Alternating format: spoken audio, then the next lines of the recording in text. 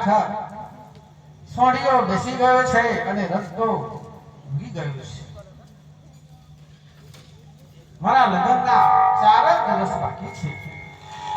હું મારા માતા પિતાને વચન આપી ચૂકેલો છું તો બેન સગુના વગર હું લગ્ન નહીં કરું. તો લાવ રસ્તાને હું પલ ઘડીની અંદર એને પિંગળ ગળના પાદરે એને પહોંચાડી દઉં.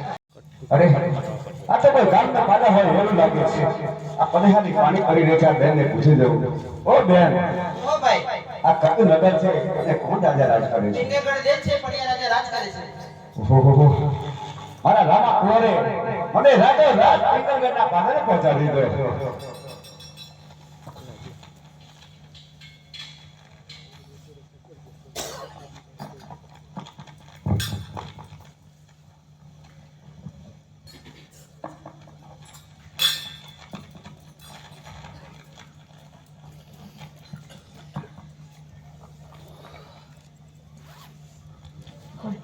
એ ભાઈ સિપાહીઓ, દરવાજો ખોલો, મારે દરબારમાં જાવું છે.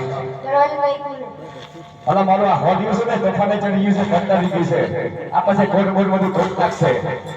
એટલે મને જવા દો. ચાવી રાત દરબારમાં દરવાજો નહીં ખુલે. પછી મને કહેતા કે નો પાછો.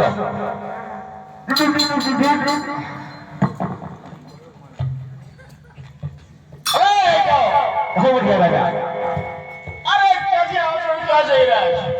હું કોકણગઢથી આવું છું અને પિંગલગઢમાં આવી રહ્યો છું. પિંગલગઢનો રસ્તો જોયો છો કે નહીં? અરે અત્યારે તો પટિયાલા જા પેલો મેપ કરી દઈએ ને મોબાઈલમાં તોય રસ્તો મળી જાય. ક્યાંથી આવો છો તમે? કોકણગઢથી આવું છું. કોને મોકલ્યા છે? મને મારા રામા કુંવરે મોકલ્યો છે. શા માટે? અરે સગુણાબેનને તેડવા માટે.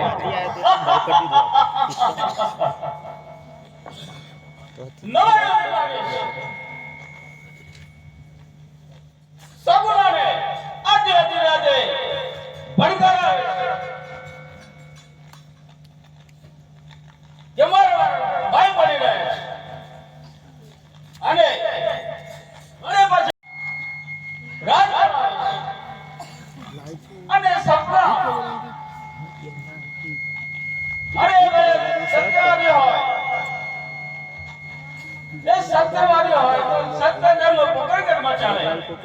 આ તો મારું પિંગલગઢ, મારા પિંગલગઢની અંદર એમનું કોઈ થોડું સત્ય ચાલતું હોય. એક જ મિનિટ